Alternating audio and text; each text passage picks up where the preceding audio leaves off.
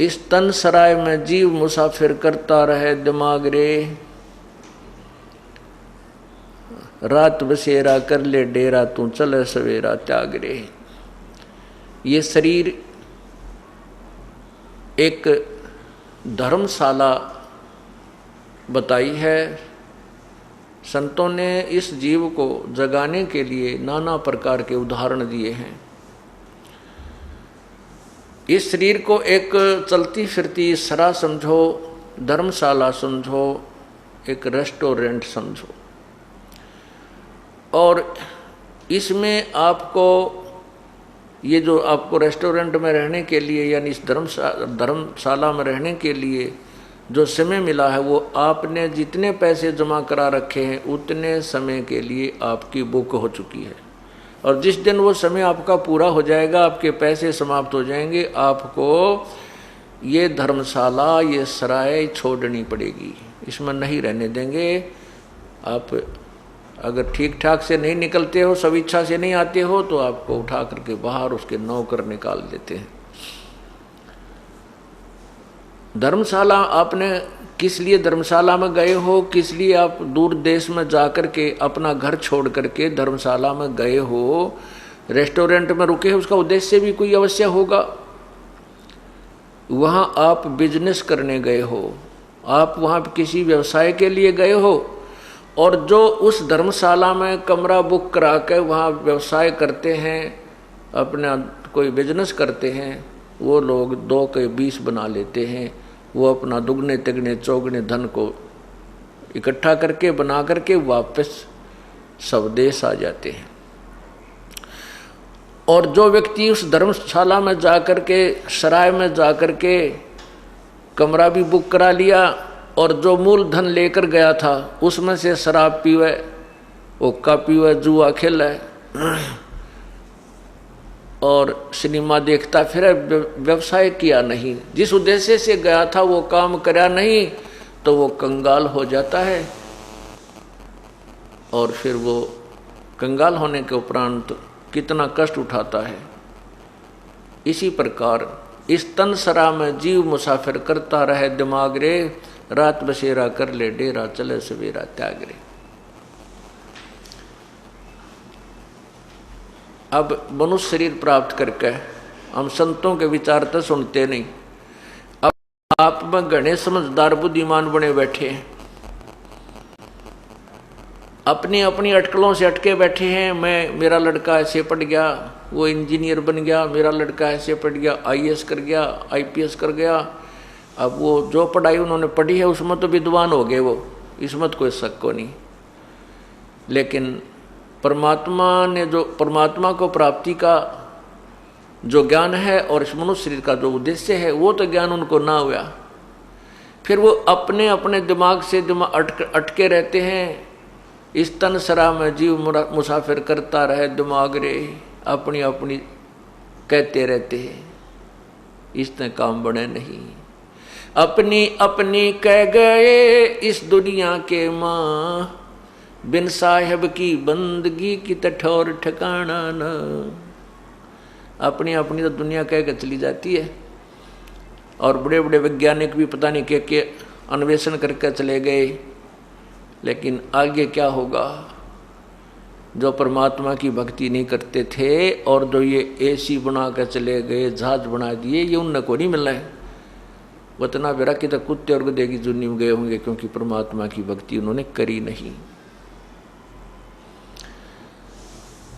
इस प्रकार इस तन सराय में जीव मुसाफिर करता रहे दिमाग रे, ये रात बसेरा, ये पूरा जीवन आपका एक रात्रि समझो।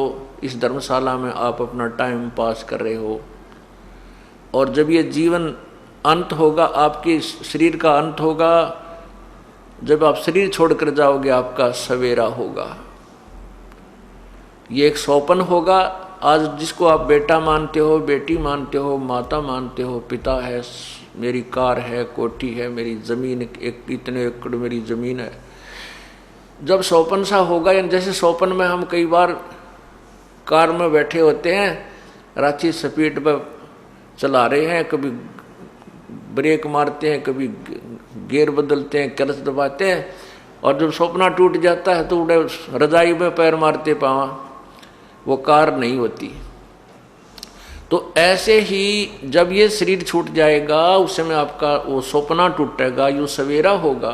फिर आप सोचोगे कौन था मेरा बेटा, कौन थी मेरी कोठी, आपको याद भी ना आएगी कौन थी। फिर तो वो यम के दूध दिखाई देंगे, ऐसी बूंदी आग करती, जिसके देखते हैं कालजा पाटा भूल जाएगा सब कुछ, मैं कौन था, कितना आया था, मैं राजा था या कोई सेठ था या गरीब था। तो फिर उसको उस समय ये बात याद आती है, अरे मैं आया था किस लिए संसार में, इसलिए आया था कि भगवान की भक्ति करूंगा। वो तो की नहीं, ये सारा जीवन मेरी बकवादा में खो दिया। इस जीव को फिर धर्मराज के सामने, उस न्यायाधीश के, प्रभु के न्यायाधीश के समक्ष खड़ा कर दिया जाता है। वो न्यायाधीश धर्मराज पूछता है कि सुना भाई, दिखाओ तुम्हारे इसकी गठड़ी खोल कर देखो, देखो ये क्या कमा के लाया है, कितना पुण्य और कितने पाप हैं इसके। तो वहां तो कहने की देर ही है कि उसी समय उस आत्मा की एक फिल्म चल पड़ेगी। तो वो क्या देखते हैं, धर्मराज कहता है, अरे नालायक, जब तू यहाँ से गया था क्या कह रहा था कि हे भगवान मुझे एक बार मनुष्य शरीर दे दो, मैं आपकी भक्ति करूँगा, परमात्मा बजा करूँगा, कोई बकवाद नहीं करूँगा, ना शराब मांस तम्बाकू नहीं पीऊँगा, चोरी ठगी जारी नहीं करूँगा, मैं नेक नीति से आपको याद किया करूँगा प्रभु। और अब क्या करके आया है तू देख, उसके एक फिल्म चला दी जाती है, वहाँ पर गवाह की जरूरत को ना भगवान को, परमात्मा को वहाँ पर किसी एविडेंस की आवश्यकता नहीं है। एक फिल्म जो हमारे यहाँ, जैसे हम जितने भी कर्म करते हैं, एक फिल्म हमारे कंप्यूटर अंदर मस्तिष्क में एक परमात्मा ने कंप्यूटर फिट कर रखा है जीव के अंदर। उस कंप्यूटर में कोड वर्डों में हमारे सब कर्म विद्यमान रहते हैं, चाहे हम बुरी सोचते हैं, अच्छी सोचते हैं, अच्छा करते हैं या बुरा करते हैं। और इसकी एक कॉपी प्रतिदिन धर्मराज के दरबार में इस फिल्म की चली जाती है, वहाँ फैक्स हो जाती है। उस समय ये जीव वहाँ धर्मराज के दरबार में खड़ा होता है, उसके सामने किए हुए उसके सुक्रम और कुक्रम की एक फिल्म चल पड़ती है। ये नीची गर्दन कर लेता है, क्योंकि वहाँ ये नो भी ना कह सकता मैंने यो पाप ना करा। यहाँ तो झूठ बोल कर हम झूठी गवाही देकर बरी हो जाते हैं किसी मुकदमे में, लेकिन वहाँ झूठ नहीं चलेगी।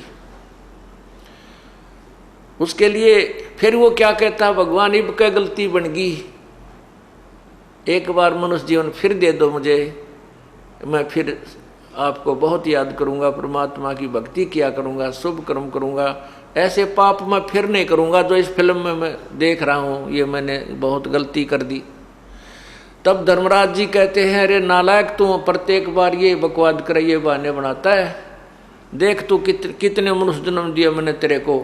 एक ट्रेलर दिखाता है उसके पिछले जन्म जन्मांतर के पिछले वो फिल्म चलाता, देख एक मनुष्य जीवन तू गया। जब क्या कह रहा है कि भगवान इब का तो मैं पूरी भक्ति करा करूँगा, परमात्मा को याद करूँगा, पूरे बुरे कर्म नहीं करूँगा, और देख तो उल्टा फिर क्या लाया इस जीवन में, वह कुकर्म करके आया, भक्ति की नहीं, इतने पाप कमा के लाया था। उससे दूसरे जन्म में देख, तीसरे में देख, चौथे में देख।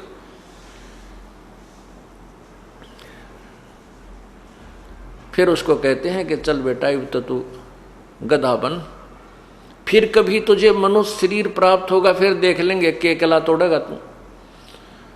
पुण्यात्माओं, आज हमें यह मनुष्य शरीर मिला है, सभी सद्ग्रंथ और सभी संतों की जो विचार हैं जिन्होंने परमात्मा पाया है, वो सभी ये कह रहे हैं कि मानुष जन्म दुर्लभ है भाई, मिले न बारंबार। और जैसे तरवर तो पत्ता टूट जाओ फिर नहीं लागे डर, ये मनुष्य जीवन तो आपके हाथ से ऐसे छूट जाएगा, जब ये शरीर छूट जाएगा तो जैसे पत्ता वृक्ष से टूट के गिर जाता है, पुनः स्थापित नहीं किया जा सकता उसके ऊपर, वो व्यर्थ हो लिया, वहाँ से खत्म हो उसकी स्थिति, उसका संबंध ही नहीं रहा उससे। इसी प्रकार मृत्यु के उपरांत ये प्राणी यहाँ से चला जाता है, इस परिवार से, उस शरीर से उसका फिर लिंक नहीं रहता। फिर तो कभी फिर मनुष्य जीवन उसको प्राप्त होगा। और फिर ना क्या पता कोई संत मिले ना मिले, कोई तत्वदर्शी संत मिले और मनुष्य जीवन भी हो जाए, तत्वदर्शी संत ना मिला तो फिर डले ढोकर चले गए, फिर भी ये व्यर्थ रहा।